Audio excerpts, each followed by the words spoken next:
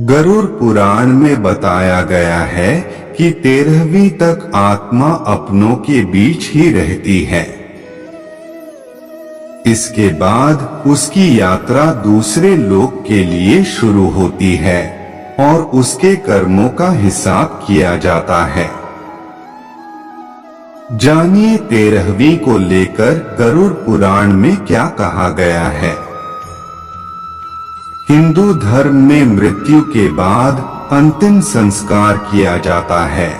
इसके बाद 13 दिनों तक मृतक के निमित्त पिंडदान किए जाते हैं और आखिरी में 13वें दिन उसकी तेहरवीं होती है। गरुड़ पुराण में बताया गया है कि 13वीं तक आत्मा अपनों के बीच ही रहती है।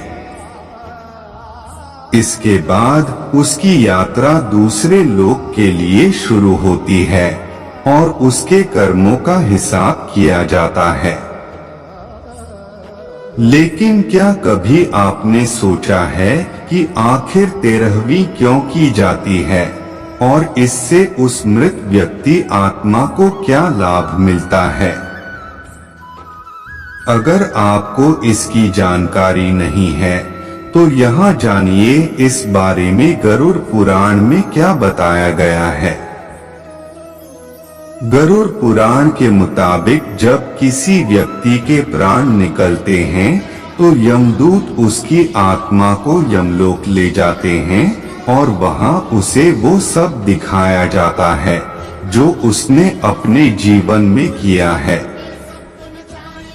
इस दौरान करीब 24 घंटे तक आत्मा यमलोक में ही रहती है।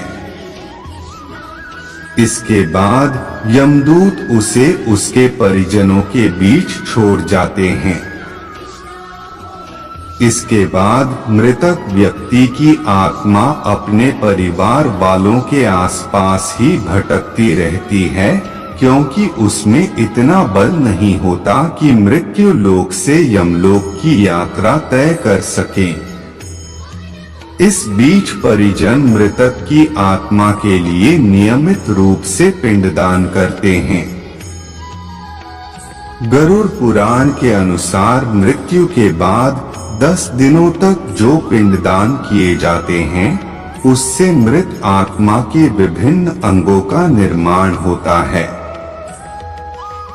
11वें और 12वें दिन के पिंडदान से शरीर पर मांस और त्वचा का निर्माण होता है। फिर 13वें दिन जब 13वीं की जाती है तब मृतक के नाम से जो पिंडदान किया जाता है उससे ही वो यमलोक तक की यात्रा तय करती है। पिंडदान से आत्मा को बल मिलता है और वो अपने पैरों पर चलकर मृत्युलोक से यमलोक तक की यात्रा संपन्न करती है। आत्मा को मृत्युलोक से यमलोक पहुंचने में 1 साल का समय लगता है। माना जाता है कि परिजनों द्वारा 13 दिनों में जो पिंडदान किया जाता है वो 1 वर्ष तक मृत आत्मा को भोजन के रूप में प्राप्त होता है।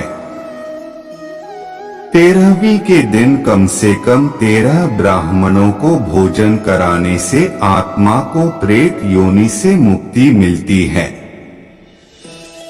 साथ ही उसके परिजन शोक मुक्त हो जाते हैं।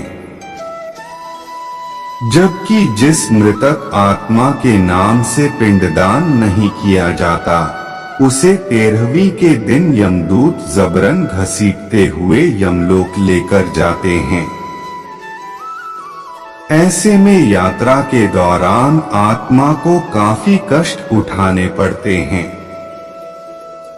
इसलिए मृतक की आत्मा की शांति के लिए 13वीं को जरूरी माना गया है।